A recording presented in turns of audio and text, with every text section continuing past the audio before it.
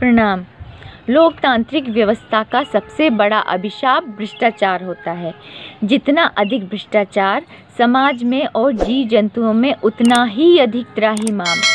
भ्रष्टाचार से जीव जंतु, जड़ चेतन सभी का अतिशय शोषण होता है। धन बल, बाहुबल, ज्ञान बल, इन सब का केंद्रीकरण होने लगता है। योग्यता का अपमान होता है, योग्यता पर लांछन लगते हैं, योग्यता के प्रमाणों पर भ्रष्टाचार हंसता है और योग्यता की हर सफलता को छीना जाता है।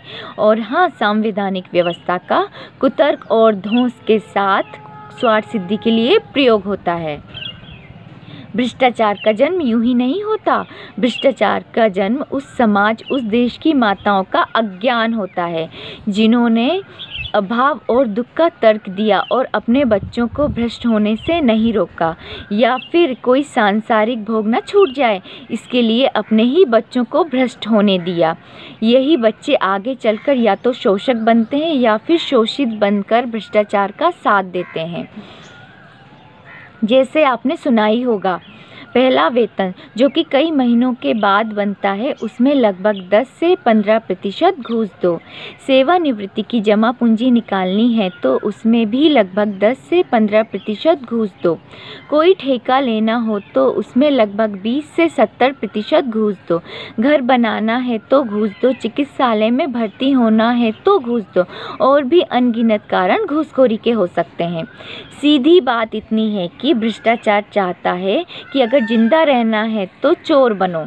बच्चों को कुछ शिक्षा दो ताकि वे योग्य बन ही ना पाए और भ्रष्टाचार की हर बात मान लें। और जब इनकी संख्या ज़्यादा हो जाए और वे खाने के लिए और जीने के लिए लड़ने लगें तो उन्हें गोली मार दो।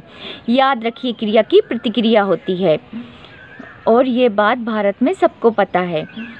और जब कुछ घटित होता है तो भ्रष्टाचारी बोलते हैं हमारे साथ ऐसा क्यों हुआ।